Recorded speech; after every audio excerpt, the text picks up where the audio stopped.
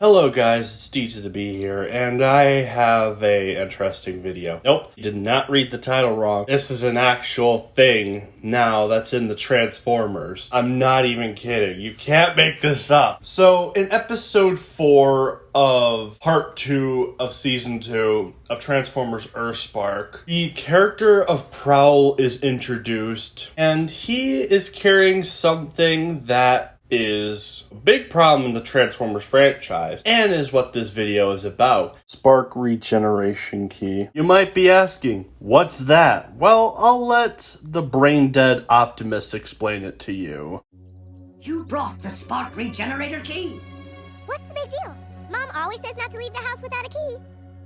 This key is capable of reviving a Transformer's extinguished spark. What? Death means nothing in the Transformers franchise anymore, because you have introduced this stupid key to the lore. Like, all those deaths in Transformers history are now meaningless. Autobots died on the shuttle? Oh, well, Spark Regeneration Key. They're back. They can kill the Decepticons. Spots that died in Mission City. Oh, Spark Regeneration Key. Optimus's deathbed. Oh, Spark Regeneration Key. We don't have to give the Matrix to Ultra Magnus / Hot Rod and become Rodimus Prime. We don't need that. Jazz dies in 2007. Spark Regeneration Key. Jazz is back, baby. Regeneration Key. RC triplets died in Egypt. Oh, Spark Regeneration Key. Jetfire sacrificed himself to help Optimus defeat the Fallen. After he beats the Fallen, well, Spark Reactivation Key and Jetfire's back, baby. Also, Optimus in the forest fight. Well, we don't need the Matrix because we have Spark Regeneration Key. And also, Ironhide's death in Dark of the Moon. Oh, Spark Regeneration Key. He's back, baby. Skids and Mudflaps cut death scene. Oh, Spark Regeneration Key. They're back too. Most of the Autobots' death when they're getting hunted down by Planetary Wind. Well, Spark Regeneration Key for all of them. Canopy in the last night. Oh, Spark Regeneration Key. Cliffjumper dies in Transformers Prime. Well, it doesn't matter.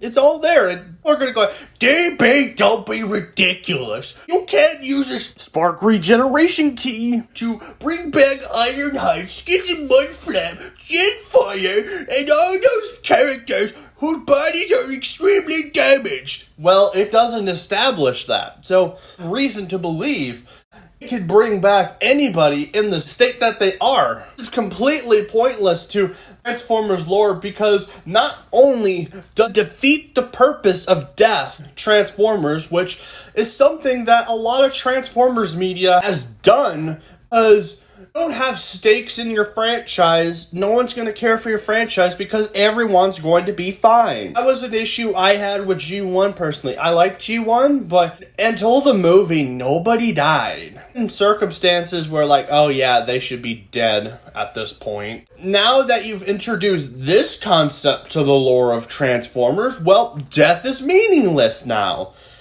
It doesn't matter who dies and sacrifices themselves because they Spark Regeneration Key. It just ruins everything. Like, maybe Spark Reactivation Keys could work. Somebody's spark to the brim of death. Like, pretty close to death. Maybe to try to keep their spark stabilized, it has a chance of not working either.